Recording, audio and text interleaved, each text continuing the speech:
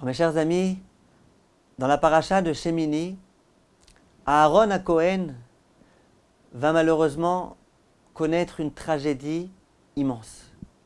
Il va perdre le jour même ses deux enfants. Ces deux enfants qui étaient de très grandes sadikim. Et voilà qu'à ce moment-là, sa réaction va être de rester silencieux. Ainsi qu'il est écrit dans le verset, Vaïdom Aaron. Aaron va conserver le droit du silence.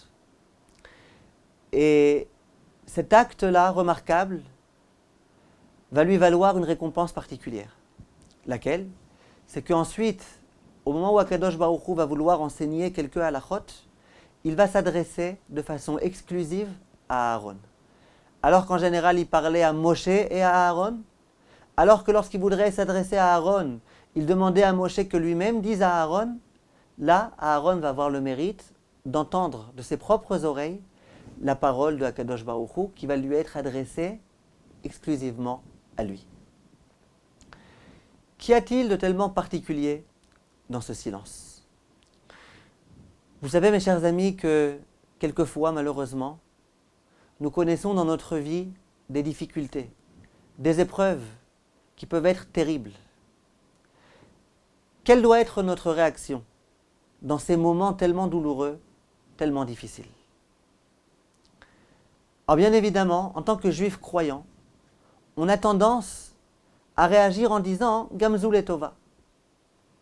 C'est écrit explicitement dans la Gemara, c'est une halakha dans le Shulchan Aruch, que lorsqu'il y a quelque chose qui se produit, notre réaction doit être de dire « Kol ma David rachmana letav avid ». Tout ce que Hachem fait est pour le bien. Et donc quelquefois, on n'a même pas encore le temps d'encaisser la difficulté, l'épreuve, on n'a même pas encore le temps de la digérer, que déjà, on la refoule complètement, on l'oublie complètement, et on se dit, bon allez, tout est pour le bien, on sourit, on rigole, on plaisante, et on oublie la difficulté. Et on a l'impression que c'est la façon dont il faut se comporter. Vient Reb Shalom Shvedron, et il nous dit pas du tout. Celui qui va être en mesure de nous donner la leçon d'une épreuve bien vécue, ça va être Aaron, qui lors de cette expérience tellement difficile va être capable de se taire. Ça veut dire quoi se taire?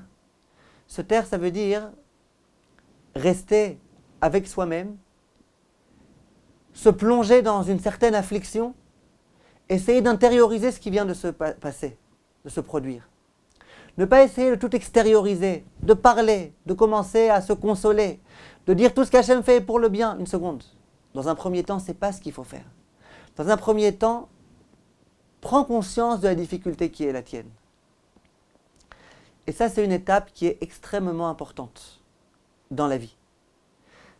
Avant même de se consoler, d'abord comprendre la situation dans laquelle on est. Et il dit, c'est ce que disait le Rav Yecheskel de Shinva, un grand admor. Il disait, il y a une halakha, selon laquelle, si le soir du Seder de Pessah, un homme, au lieu de manger son maror, il l'avale, il ne le mâche pas, mais immédiatement il le rentre complètement dans sa bouche, et qu'il l'avale sans même l'avoir mâché, il n'est pas quitte. S'il a été bolé à son maror, il n'est pas quitte. Le maror, il faut le manger comme on mange, il faut tout d'abord le mâcher, et ensuite l'avaler. Ça veut dire quoi? C'est-à-dire que lorsqu'il y a du maror, lorsque dans la vie il y a des difficultés, maror c'est ce qui est amer. Lorsqu'il y a des amertumes quelquefois, Hachem Yazor qui en est pas, la réaction à avoir, c'est pas à l'avaler d'un coup et à tourner la page. C'est dans un premier temps le mâcher. Dans un premier temps, comprendre la situation dans laquelle on est, peut-être s'introspecter un petit peu, ressentir la difficulté et la douleur qui est la nôtre. Ça, c'est la première étape. Si la première étape est bien vécue, si dans un premier temps on a compris, on a vécu la difficulté, la deuxième étape, ça va être effectivement d'accomplir ce qui est écrit dans la Gemara et dans le Shulchan Aruch. Et de dire oui, mais finalement tout est pour le bien. C'est sûr que c'est difficile, c'est sûr que ça m'a fait du mal, c'est sûr que ça n'a pas été facile, mais tout est pour le bien. Ce qu'Hachem fait n'est pas aléatoire. Si Hachem l'a fait, c'est que c'était pour mon bien. Et il faut que je me console en comprenant bien que c'était pour mon bien. Mais ça, c'est déjà dans un deuxième temps. Dans un premier temps, on mâche le maror et ensuite, on l'avale. Et au passage, lorsque la première étape est bien vécue, c'est ça qui permettra ensuite à se détacher un petit peu de la difficulté. Lorsqu'il y a un deuil, lo alenu velo alechem. Dans un premier temps, on doit s'attrister. On doit s'asseoir sur le sol pendant 7 jours, on doit pleurer. Une fois qu'on a bien pleuré pendant 7 jours, ensuite on peut réussir à se consoler. Il y a des personnes qui, pendant ces 7 jours-là, au lieu de bien vivre ces jours-là, ils essayent de complètement détacher leur esprit du deuil, de ne pas penser à ça. Ils passent toute leur semaine de deuil à s'amuser. Ces personnes-là, généralement, elles ont énormément de mal ensuite à se consoler. Parce que dans un premier temps, il faut souffrir. Il faut accepter cette souffrance. Il faut comprendre la portée de cette souffrance, l'ampleur de la souffrance.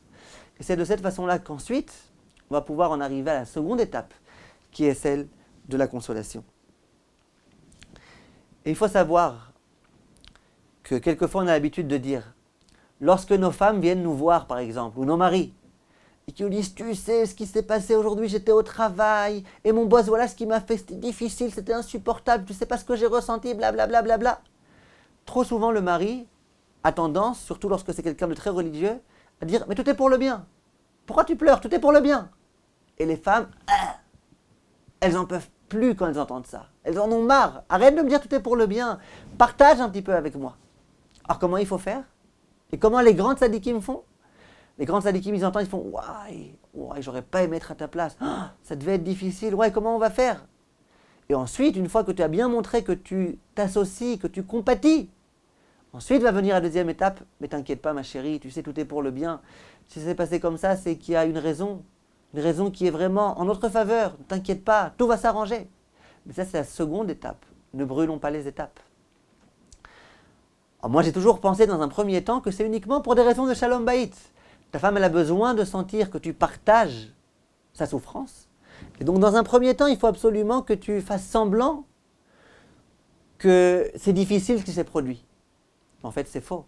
C'est pas que pour du shalom bayit. C'est comme ça que ça doit se passer. Quand il y a une difficulté dans un premier temps, vaïdom à Aaron, tais-toi. Ne parle pas. Ne dis pas Kolma David Rachmana et Avavid. Ne dis rien. Tais-toi. Comprends la difficulté dans laquelle tu es. Accepte cette difficulté et rends-toi compte de la difficulté dans laquelle tu es. Et ensuite viendra la seconde étape. Pourquoi je pense que c'est important? Parce qu'il y a beaucoup de gens qui commettent cette erreur. Il y avait il y a quelques années à Yerushalayim une fille qui malheureusement, par accident, a sauté de la fenêtre et qui est morte. Et à ce moment-là, il y a le père qui a parlé à la presse et ailleurs et qui a dit « Il n'y a pas de jour où je suis le plus heureux qu'aujourd'hui. C'est le jour le plus heureux de ma vie. Ce jour-là où ma fille est morte et où malgré tout, je comprends que c'est Hachem qui a fait ça pour le bien. Et j'accepte cette épreuve-là avec joie et avec gaieté. C'est le jour le plus grand de ma vie. » Il y a beaucoup de gens qui ont dit « Waouh, qu'est-ce qu'il est pieux cet homme-là. Quel kidouche Hachem il fait. Combien il sanctifie le nom d'Hachem. » Et moi, quand j'ai entendu ces propos, je me suis dit « Mais c'est pas qu'il est pieux, c'est qu'il est idiot. C'est qu'il est cruel. Il vient de perdre sa fille et il dit « Je suis l'homme le plus heureux du monde. » C'est de la cruauté. Si Hachem il envoie une épreuve, si Hachem envoie une difficulté, il y a une raison. C'est que cet homme devait souffrir un petit peu, qu'il devait s'introspecter, que le peuple juif tout entier devait s'introspecter. Mais si aussitôt l'épreuve arrivait, on devient les hommes le plus joyeux du monde, on passe à côté. Cette fille, en quelque sorte, elle est morte pour rien. Si elle est morte, c'est qu'il y avait une raison, il fallait nous bouleverser, il fallait se réveiller. Et le bonhomme, voilà, je suis l'homme le plus heureux du monde.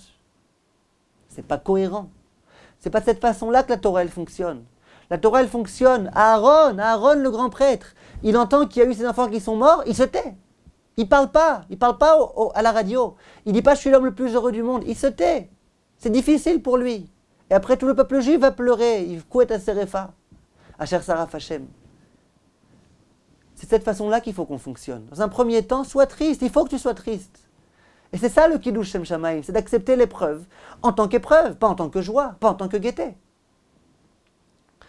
Lorsque le Rav Eliashiv était déjà extrêmement malade, un petit peu avant de mourir, et que sa fille, la femme du Rav Chaim Kanievski, est décédée, il y a eu une grande discussion.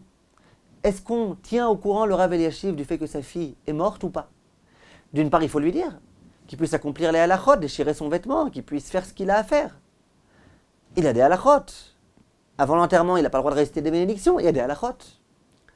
D'autre part, ils se sont dit, si on le tient au courant, alors qu'il est malade, qu'il ne se sent pas bien, si on lui dit, tu sais, ta fille est morte, ça risque d'être un coup tellement difficile pour lui qu'il risque malheureusement d'y passer ou que son état médical risque de s'empirer et de s'aggraver de façon presque incurable. Et donc, la décision qui a été prise par les grands de la génération, c'est de rien lui dire. Et on ne lui a rien dit. Je vous pose une question, mes chers amis.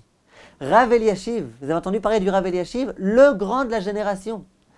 Un homme dont la foi, dont la émouna était implacable, sans père, beaucoup plus grande que la nôtre et que la vôtre et que celle de tout le peuple juif réuni. C'était le grand de la génération.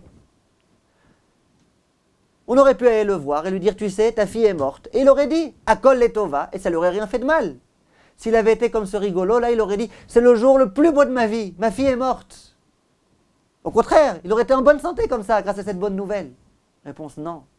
Pour un grand raf comme ça, même pour un grand raf comme ça, même pour un homme qui a de la foi, pour un homme qui a une émouna tellement grande, si j'entends, chas v'shalom, que ma fille est morte, ça me fait du mal. Et donc il y avait un véritable risque, que ça le peine, que ça l'afflige énormément, et que ce soit gravissime. De là on voit que la réaction normale d'un homme, même d'un géant, même d'Aaron à Cohen, même de Rav Eliashiv, c'est que lorsqu'on entend qu'on a un proche, parent qui est décédé, ça fait mal. Et il faut que ça fasse mal, et c'est normal que ça fasse mal. Restons des hommes, restons humains. Et ça c'est la leçon de Vaïdom à Aaron. Voilà le premier enseignement qu'on peut tirer de ce silence-là qui a été celui de Aaron.